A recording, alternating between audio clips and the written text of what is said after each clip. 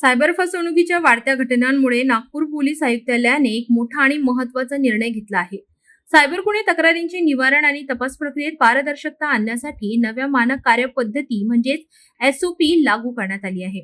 या नव्या नियमांनुसार आता तक्रार नोंदविण्यापासून त्या आरोपींवर कारवाई, खाते होल्ड करणे आणि पीडितांना रक्कम परत देणे या सर्व प्रक्रियेसाठी स्पष्ट मार्गदर्शक तत्वे निश्चित करण्यात आली आहेत।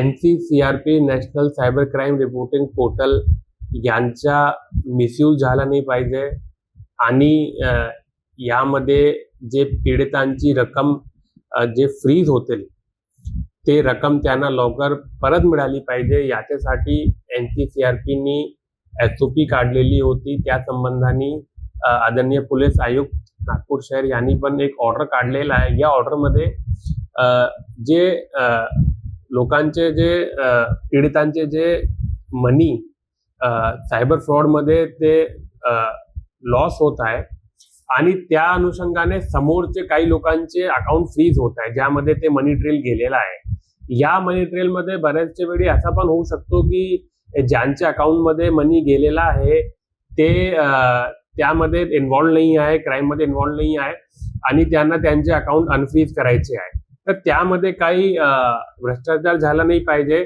त्यासाठी हे गाईडलाईन काढलेली आहे। यामध्ये असं दिलेलं आहे की एक DCP रँक अधिकारी जिल्हा तक्रार निवारण अधिकारी म्हणून त्यांना नियुक्त केलेला आहे। यामध्ये जर पोलीस स्टेशन मध्ये ते कंप्लेंट आहेत त्याचे जे DCP आहेत ते तक्रार निवारण अधिकारी म्हणून काम करणार आहे। सायबर पोलीस स्टेशन मध्ये जर कंप्लेंट आहे तर DCP सायबर ते काम करणार आहे। यामध्ये जे IOनी अकाउंट फ्रीज केलेला आहे आणि त्यांच्याकडे अनफ्रीज साठी जर एक ऍप्लिकेशन आलेला आहे त्यांनी 15 दिवसामध्ये त्याचे डिसिजन घेतला पाहिजे त्यांना अनफ्रीज करायचं आहे की नाही करायचं आहे। जर त्यांनी डिसिजन घेतला नाही तर ते कंप्लेंट जे जिल्हा तक्रार निवारण अधिकारी आहे DCP रँक ऑफिसर त्यांच्याकडे येईल आणि त्यांनी पण 15 दिवसामध्ये याचे निवारण केलं पाहिजे। जर त्यांनी जे ज्यांचे अकाउंट फ्रीज झाले त्यांच्या सोबत त्यांचा स्टेटमेंट घेतला पाहिजे, एक निष्कर्षावर पोहोचला पाहिजे की अकाउंटला फ्रीज करायचं आहे की नाही करायचं आणि लवकर करायचं आहे।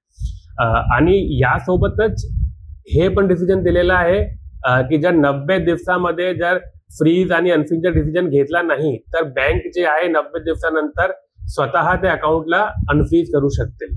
याच्या सोबतच जे मनी लॉस होत आहे सायबर कंप्लेंट मध्ये जर जे मनी लॉस 50,000 आतचा आहे तर त्याच्यासाठी रिलीज ऑफ प्रॉपर्टीचा आदेश पोलीस पण देऊ शकतात।